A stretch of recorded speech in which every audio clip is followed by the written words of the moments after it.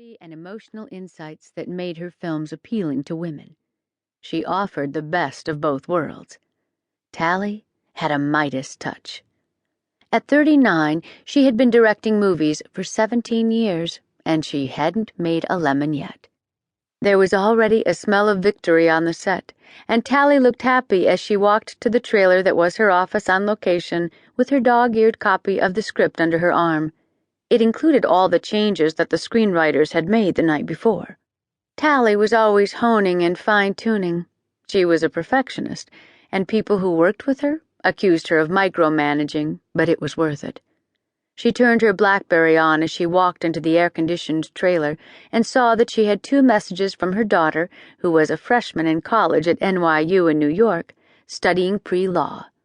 Maxine, or Max as they called her, had no interest whatsoever in a career in films, only the law. She wanted to be a lawyer like her grandfather, Tallie's father, Sam Jones. He was Tallie and Max's hero, and they were the only 2 women in his life. Tallie's mother had died of leukemia when Tallie was in high school, and her father had been supportive of everything she did. Tallie had taken him to the Oscars with her as her escort when she was nominated, and he was fiercely proud and protective of her. It was Tallie's mother who had made her fall in love with movies. She had taken her to every imaginable movie as a child, watched every classic with her, and was fascinated with films and actors herself. She had named Tallie Tallulah after Tallulah Bankhead, who she thought was the most glamorous woman who had ever lived. Tallie had always hated her name and shortened it to something she could live with, but she had loved every film she'd ever seen with her mother, who had wanted desperately to be an actress and wanted her daughter to fulfill her dreams. She hadn't lived to see Tallie's career or the wonderful films she made. Tallie always hoped her mother would have loved them and been proud of her. Tallie's mother had married her father at 21 when he was already a successful lawyer at 45. It was his second marriage, but Tallie was his only child. He was 85 now, retired, and suffering from poor health. They called each other every day, and he loved hearing how it had gone on the set. She was his link to the outside world now, since he rarely got out anymore. Crippled with arthritis, it was just too hard. Tallie's marital career had been a checkered one, not surprisingly in the world she lived in, where unstable relationships and quick turnover were the norm. She always said that it was impossible to meet normal, decent guys in the film industry. Max's father had been another story entirely. He was a cowboy from Montana she had met at USC, and she'd gotten pregnant at 20. She had dropped out of school for a year to have the baby, and her father had insisted they get married.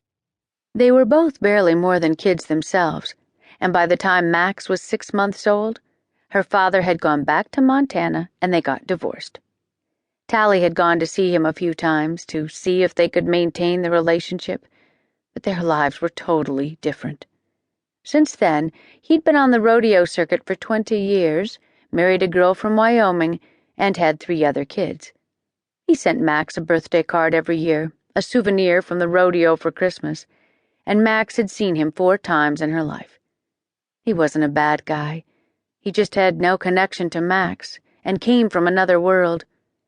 He'd been a handsome boy, stunningly so at 20, and Max was even more beautiful than her mother, a 6-foot-tall blonde, long and lanky with sky-blue eyes.